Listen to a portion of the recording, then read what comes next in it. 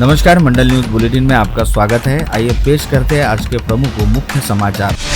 आदिवासी बहुल मेलघाट की चिखलदरा तहसील अंतर्गत चुरनी गांव के निकट दहेंद्री ढाणा गांव में 55 लोग डायरिया की चपेट में आ गए हैं। गांव में स्थित कुएं का दूषित पानी पीने की वजह से इन लोगों में डायरिया का संक्रमण फैलने की प्राथमिक जानकारी है। डायरिया संक्रमित मरीजों में 2 से 4 वर्ष की आयु वाले कुछ बच्चों का भी समावेश है। वहीं एक ही परिवार के 3 लोगों की स्थिति बेहद गंभीर है, जिन्हें तुरंत इलाज के लिए अचलपुर के उप जिला अस्पताल में भर्ती कराया गया। वहीं शेष मरीजों को काटकुम के प्राथमिक स्वास्थ्य केंद्र सहित दहेंद्री गाँव की आंगनबाड़ी में रखकर उनका इलाज किया जा रहा है। पता चला है कि दहेंद्री ढाणा गाँव में रहने वाले कई लोगों को 2 अगस्त की रात से ही उल्टी व दस्त की शिकायत होनी शुरू हो गई थी और शनिवार 3 अगस्त की सुबह तक यह शिकायत रहने वाले लोगों की संख्या बढ़ने लगी। इस मामले की जानकारी मिलते ही विधायक राजकुमार पटेल ने धारनी व चिखलदरा पंचायत समिति के गट विकास अधिकारियों सहित स्वास्थ्य विभाग के अधिकारियों को इस मामले की ओर ध्यान देने का निर्देश दिया।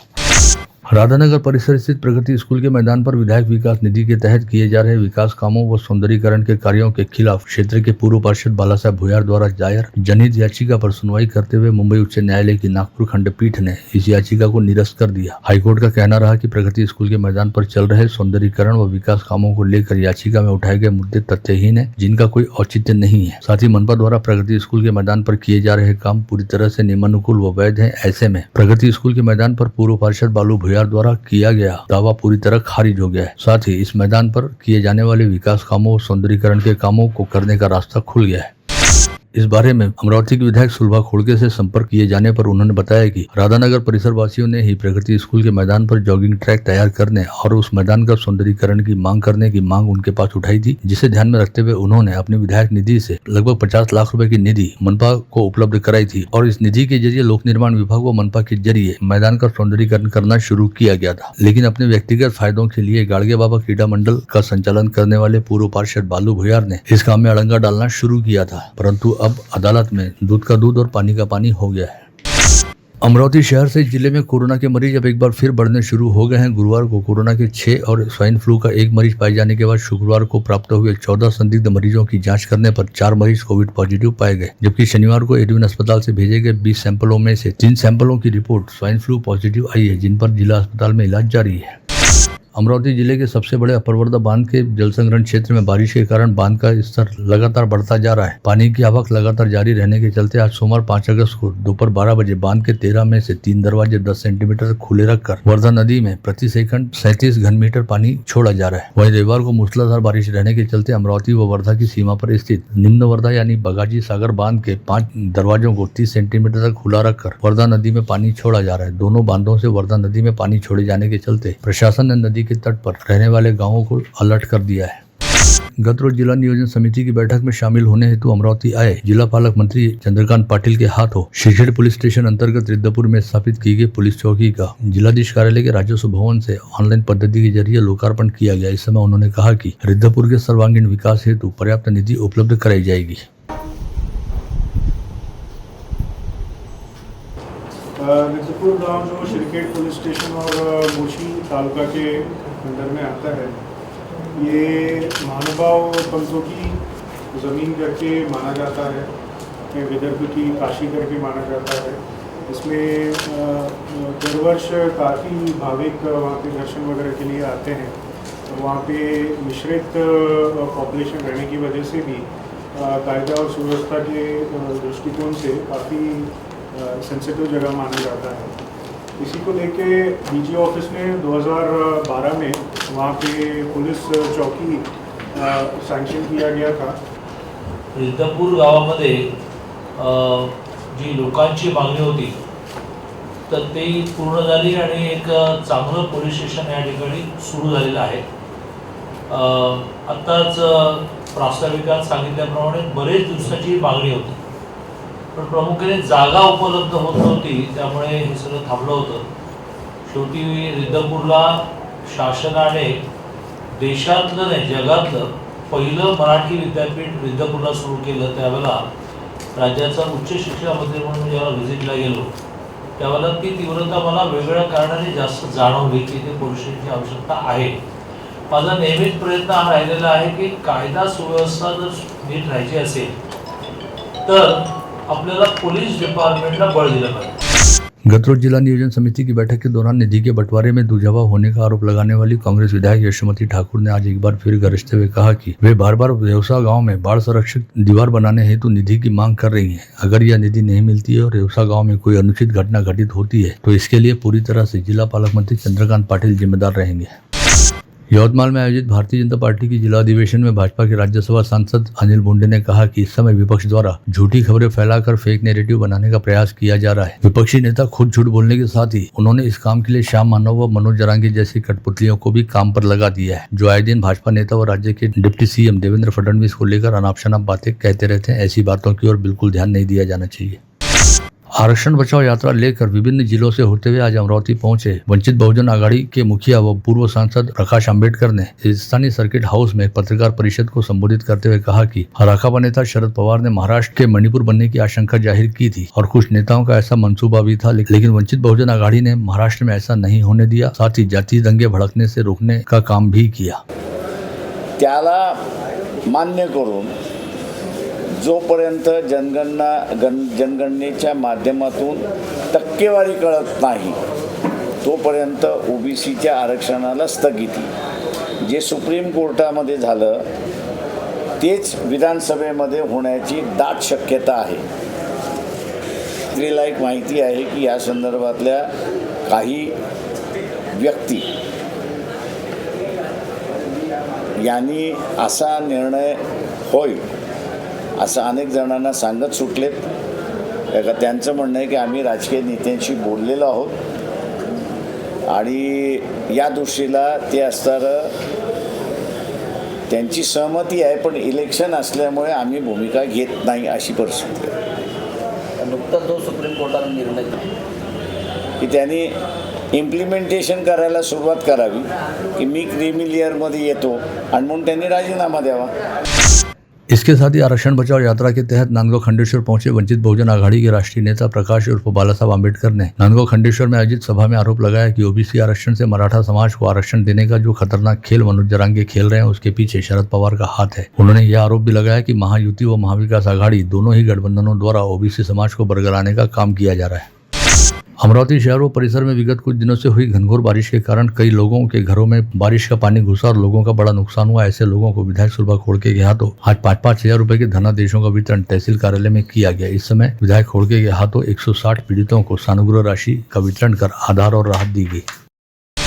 नागपुर से वास्ता रखने वाले कुकरेजा इंफ्रास्ट्रक्चर के प्रॉपर्टी एक्सपो का शानदार शुभारंभ कल रविवार को स्थानीय होटल ग्रैंड महफिल में हुआ। इस समय पूर्व राज्य मंत्री व भाजपा विधायक प्रवीण पोटे पाटिल तथा कांग्रेस की विधायक व पूर्व मंत्री यशोमती ठाकुर प्रमुख रूप से उपस्थित थी। औपचारिक उद्घाटन के बाद इन कुकरेजा इंफ्रास्ट्रक्चर के संचालक विकी कुकरेजा ने कहा कि वे अमरावती शहर में अपनी सेल बढ़ाने के लिए नहीं आए बल्कि अपनी लग्जरी और नई तकनीकों को साझा करने के लिए इस शहर में आए हैं। इस समय भाजपा नेता व विधायक प्रवीण पोटे पाटिल ने विकी कुकरेजा को विदर्भ के हीरा नंदानी की उपाधि देते हुए कहा कि अमरावती के बिल्डरों को इस प्रॉपर्टी एक्सपो से काफी कुछ सीखने मिलेगा। जिला नियोजन समिति के सदस्य गाजी जाहिरोश ने गत रोज हुई डीपीसी की बैठक में मांग उठाई कि राज्य सरकार द्वारा शुरू की गई मुख्यमंत्री तीर्थ स्थल दर्शन योजना में मुस्लिम धर्मीय स्थलों को भी शामिल किया जाए। जिलाधीश कार्यालय के पास दिल्ली दरबार से प्रवर अधीक्षक कार्यालय के गेट के पास बिना अनुमति के फुटपाथ पर किया गया अतिक्रमण तत्काल हटाने की मांग करते हुए आनंद नगर के रामरतन वावरे नामक 70 वर्षीय बुजुर्ग ने आगामी 14 अगस्त से बेमियादी अन्नत्याग आंदोलन करने की चेतावनी जिलाधीश सहित पुलिस आयुक्त व मनपायुक्त को सौंपे ज्ञापन में की है। महाराष्ट्र राज्य निर्माण कार्य कामगार फेडरेशन अंतर्गत आईटेक के नेतृत्व में असंगठित निर्माण कार्य संगठन का चौथा अमरावती जिला अधिवेशन आज आयोजित था। इस दौरान इरविन चौराहे से भव्य रैली निकाली गई जो शहर के विभिन्न चौक चौराहों से होते हुए भीम टेकड़ी पहुंची, जहां पर अधिवेशन की शुरुआत हुई। महाराष्ट्र राज्य बांधकाम कामगार फेडरेशन आयटक संलग्न असंघटित बांधकाम कामगार संघटनेचा अमरावती जिल्हा अधिवेशनाचं आयोजन आज करण्यात आलेलं आहे। त्यानिमित्त इरविन चौक येथून या ठिकाणी रॅलीचं आयोजन करण्यात आलेलं आहे। या संदर्भामध्ये बांधकाम कामगाराच्या विविध मागण्यासाठी सहाय्यक कामगार आयुक्त यांना निवेदन देण्यात आलं। जिल्हाधिकारी महोदयांना माननीय मुख्यमंत्री एकनाथराव शिंदे, कामगार मंत्री सुरेश भाऊ खाडे यांना सुद्धा निवेदन जिल्हाधिकाऱ्यामार्फत देण्यात आलं।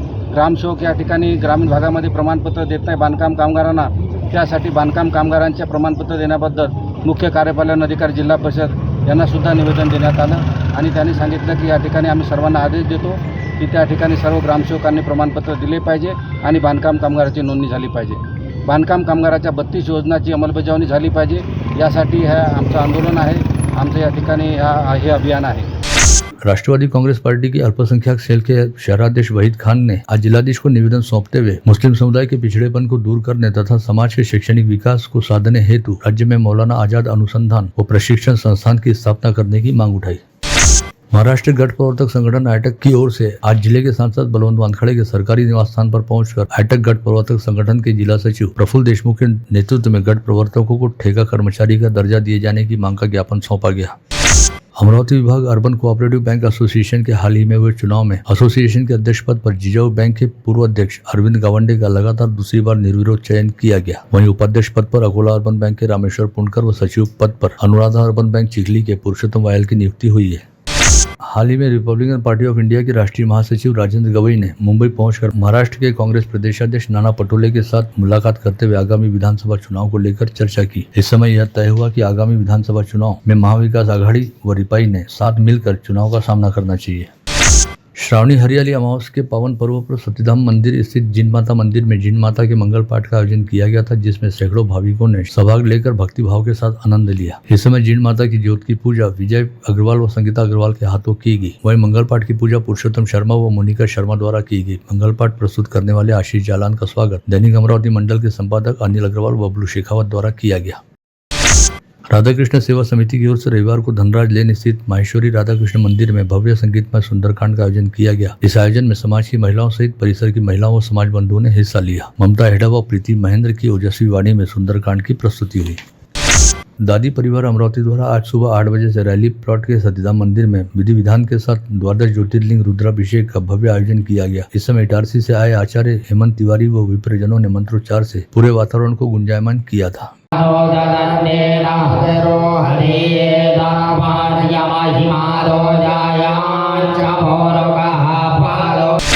सावन सोमवार पर तड़के 4 बजे से जिले के प्रमुख शिवालयों में हर हर महादेव के जयकारे की गूंज रही। शहर सहित परिसर के शिवालयों में भाविक श्रद्धालु बड़ी संख्या में उमड़े तथा सभी ने शिवलिंगों पर जल व दूध से अभिषेक किया। सीपी नवीन चंद्र रेड्डी के निर्देश पर पुलिस ने विगत 3 दिनों के दौरान शहर में लगभग 170 स्थानों पर दबिश देकर हथियारों की खोजबीन का प्रयास किया। यह कार्रवाई सभी 10 पुलिस थानों की डीबी टीम व अपराध शाखा व विशेष यूनिट के अधिकारियों द्वारा की गई, जिसके ब्यौरे का इंतजार किया जा रहा है। हालांकि यह पता चला है कि इस कार्रवाई के चलते आरोपियों में काफी भागम भाग मची, जिसमें से कुछ आरोपी रफू चक्कर हो गए। वहीं कुछ लोगों ने अपने घरों व ठिकानों से हथियारों को बाहर फेंक दिया। बीती रात राजापेट से इरविन चौक की ओर आने वाले उड़ान पुल पर जयस्तंभ चौक के ऊपर तेज रफ्तार कार ने दुपहिया वाहन को जोरदार टक्कर मारी। इस हादसे में दुपहिया पर सवार 2 लोग गंभीर रूप से घायल हो गए। वहीं उनकी दुपहिया पूरी तरह से चकनाचूर हो गई। यह भिड़ंत इतनी जबरदस्त थी कि कार की एयरबैग खुल गई और कार का अगला हिस्सा काफी हद तक क्षतिग्रस्त हो गया। दोनों घायलों की शिनाख्त रोशन मालगोडे व पवन यादव के तौर पर हुई है। फ्रेजरपुरा पुलिस थाना क्षेत्र अंतर्गत मासोद स्थित खदान में बीती शाम एक युवक व युवती घायल अवस्था में पड़े दिखाई दिए, जिनके द्वारा की चीख पुकार को सुनकर वहां से गुजरने वाले नागरिकों ने इसकी सूचना फ्रेजरपुरा पुलिस को दी। पश्चात पुलिस के पथक ने घटनास्थल पहुंचकर युवक युवती को खदान से सुरक्षित बाहर निकाला और इलाज हेतु अस्पताल में भर्ती कराया। अब तक यह पता नहीं चल पाया कि उक्त दोनों युवक युवती उस खदान की ओर कैसे गए थे और खदान के नीचे कैसे गिर गए थे। जमील कॉलोनी लालखड़ी प्रभाग अंतर्गत आने वाले अस्मा कॉलोनी से यास्मीन नगर की ओर डीपी रोड के किनारे नाले में आज सोमवार को दोपहर 2 बजे के आसपास मुरुम लदा ट्रक नियंत्रण छूट जाने के कारण नाले में जा गिरा है। इस समय सौभाग्य से ट्रक चालक व कंडक्टर समय रहते ट्रक से बाहर निकल गए, जिससे बड़ी जनहानि टल गई। साथ ही रास्ते पर चल रहे लोगों में से किसी को भी कोई चोट नहीं लगी। परतवाड़ा के सेमडो मार्ग पर रविवार की दोपहर 2 दुपहिया वाहनों के बीच आमने सामने टक्कर हुई। इस हादसे में अकोला निवासी प्रकाश सानप की मौके पर मौत हो गई, वहीं 2 युवक गंभीर रूप से घायल हुए। दरियापुर तहसील के कलाशी में शुक्रवार रात 9 बजे खेतिहर मजदूर ने घर में ही आत्महत्या कर ली। मृतक का नाम संकेत कुटे माटे बताया गया है, जिसकी उम्र 23 वर्ष थी। पता चला है कि लगातार बारिश के कारण खेतीबाड़ी के सभी काम बंद होने से संकेत परेशान हो गया था। चांदू रेलवे थाना अंतर्गत एक किसान को उसकी तुलजापुर शिवार स्थित खेती में सोलर प्रोजेक्ट लगाने के नाम पर कंपनी से पैसा दिलाने का झांसा देकर 15 लाख रुपए से ठग लिए जाने का मामला सामने आया है। पुलिस ने अनिल राठौड़ व संदीप राठौड़ के खिलाफ शिकायत दर्ज कर दोनों आरोपियों को धर दबोचा है। बडनेरा में साहूकारों से परेशान होकर एक शख्स ने आज तड़के अपने घर की छत पर फांसी लगाकर खुदकुशी कर ली। मृतक व्यक्ति का नाम नई बस्ती बडनेरा निवासी सैयद शफीक सैयद बशीर बताया गया है। ब्राह्मणवाड़ा थड़ी में शनिवार की रात तनाव वाला वातावरण निर्माण हो गया, जब समुदाय विशेष के लोगों ने बजरंग दल के कार्यकर्ताओं से गाली गलौज कर उन्हें जान से मारने की धमकी दी। इस समय अतिरिक्त पुलिस दल बुलाकर हालात को नियंत्रित किया गया। वहीं इस मामले में 8 लोगों के खिलाफ आपराधिक मामला दर्ज किया गया। पुलगांव के निकट केलापुर में ऑटो व कंटेनर के बीच हुई जोरदार टक्कर की वजह से 4 लोगों की मौके पर मौत हो गई, वहीं 3 लोग गंभीर रूप से घायल हुए। हादसे का शिकार हुआ ऑटो वर्धा से पुलगांव की ओर जा रहा था, जिसे सामने से आ रहे तेज रफ्तार कंटेनर ने टक्कर मारी। अकोला के अकोट रोड स्थित एम सादिक हार्डवेयर के सामने सड़क किनारे बैठे 2 बच्चों को एक दोपहिया सवार रौंद कर मौके से फरार हो गया। यह घटना आज सुबह 6 बजे घटित हुई। हादसे में गंभीर रूप से घायल दोनों बच्चों को जिला सरकारी अस्पताल में भर्ती कराया गया है।